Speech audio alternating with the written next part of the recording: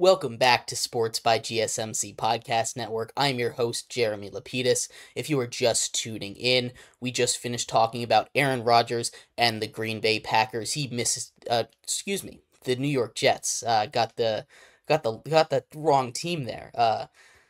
He is missing minicamp. It's an unexcused absence. We talked a little bit about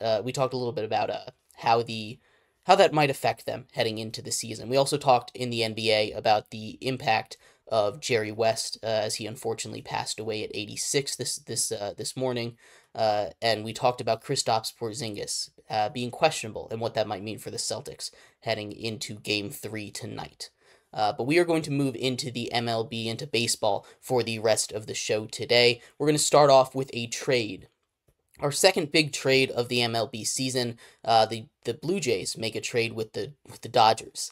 The Dodgers add Calvin Biggio for a minor league pitcher. Biggio has been struggling a little bit, and we'll talk a little bit more about the implications of that in just a second.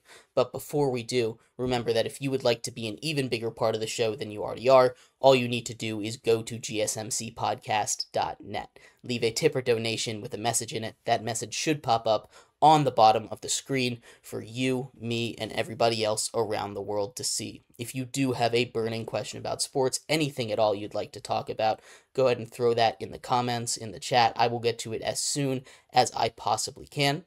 Appreciate all of you guys for sticking around and talking some sports with me here on a beautiful Wednesday afternoon. But like I was saying, we are going to get into some baseball here, and baseball season is heating up. We've started to hit summer, bats are starting to go, and we have a trade. The Blue Jays make a trade with the Dodgers, sending Biggio to LA for a minor league pitcher. And the Blue Jays are a very interesting team, right? If you look at their lineup, you say, hey, they should be good. They could compete for the playoffs. You have Vlad Guerrero Jr., who just a couple years ago was top 3 in MVP voting. You have Bo Bichette at shortstop, who's a great rising young star, and the pitching staff has been solid. Kikuchi has been great on the mound for the Blue Jays, and they have top 3 Cy Young voting. They had a couple Cy Young finalists last year that are still pitching in that lineup. This is a team that should be good, and yet they're not. And this is a team that has had a lot of rumors around them being sellers at the deadline. I think this is the first step towards it. Now, obviously, we still have about a month until the trade deadline is, but Biggio, who was on the 40-man roster, gets traded to the Dodgers. The Dodgers, who don't have as huge a lead in the NL West as they kind of want to right now. The bottom of their order has been struggling a little bit. They've been hurt a little bit.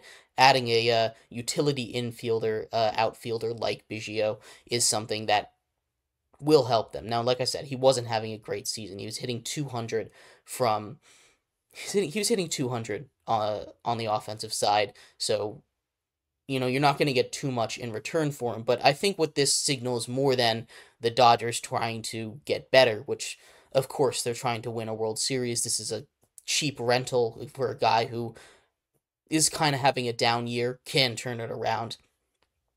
Instead of, looking at it this way, this is more a case study on the Blue Jays, right? Because the big question of the trade deadline really centers around them. Are they going to move off their stars? They haven't really paid a lot of them yet. They're kind of at the point where if they wanted to, and this era really hasn't been working out too well for them. They had that run in 2021. They've made the playoffs a couple times as wild cards, but they haven't really had a deep playoff run yet, and they're continuing to struggle year over year. They're not getting better. They're getting worse as a team, and that's not where you want to be as a young team. This is still a very young team. They made a couple trades that kind of blew up in their faces. They made one with the Arizona Diamondbacks last season that obviously the Diamondbacks ended up making the World Series, and they were not nearly as successful. They've made a couple of interesting moves, ones that have not worked out for them, and now they have they kind of have to make a decision. Are they going to blow it up? And I feel like this move kind of signals that they are. I'm curious what kind of trade compensation they can get for Vlad Guerrero. There were trade talks for him already. I wasn't sure if it had progressed that far, but some stuff came out in the last couple weeks uh, about some potential trade talks there.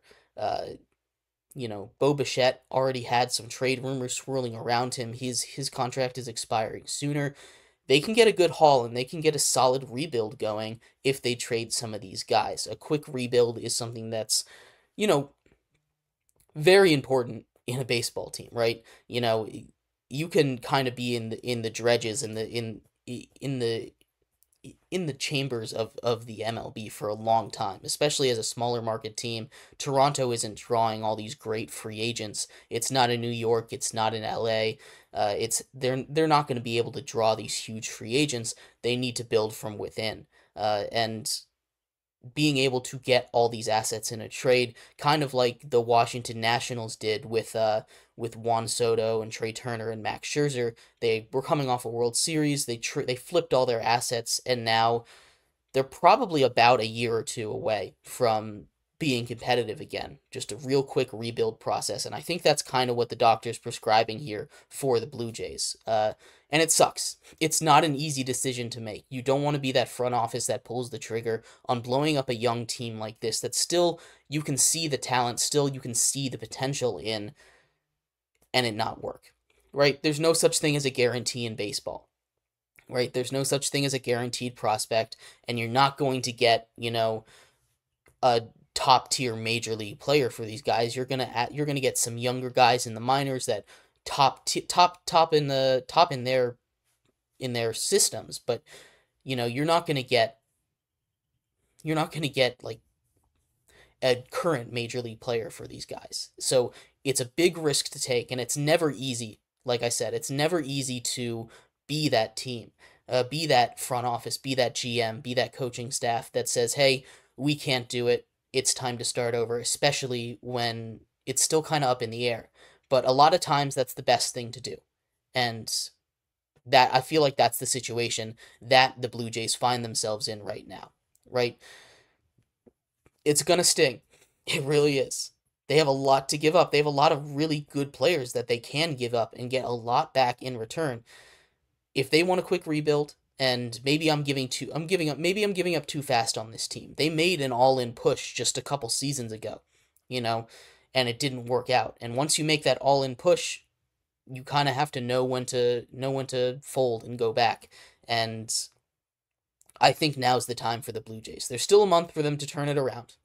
And anything can happen in a month of baseball. Like I said, nothing in baseball is a guarantee. And this Biggio trade isn't a huge trade that's really shifting the power balance in Toronto or in LA. But it's something to kind of keep an eye on as like a signal flare for what the Blue Jays might do. They're having these trade discussions. They're thinking about it. And thinking about it is the first step to actually doing it, obviously. So we'll see what happens. Like I said, I think it's time to blow it up for Toronto, and I think this might be this might be time for the Blue Jays to blow it up. We'll see what happens though. A month until the trade deadline. We'll follow more on that. There's plenty of other baseball stories, just like Juan Soto, who is entering who's entering into free agency this offseason. He is the next big thing to enter the free agent market. Obviously, we had Aaron Judge, his running mate right now, entered just 2 years ago, and Shohei Ohtani, both as the big whales, and now it's Juan Soto. We're going to take a look at what experts say his contract might look like, and talk a little bit about some precedents that were set even with him beforehand. So stick around for that. We'll be right back here on Sports by GSMC Podcast Network.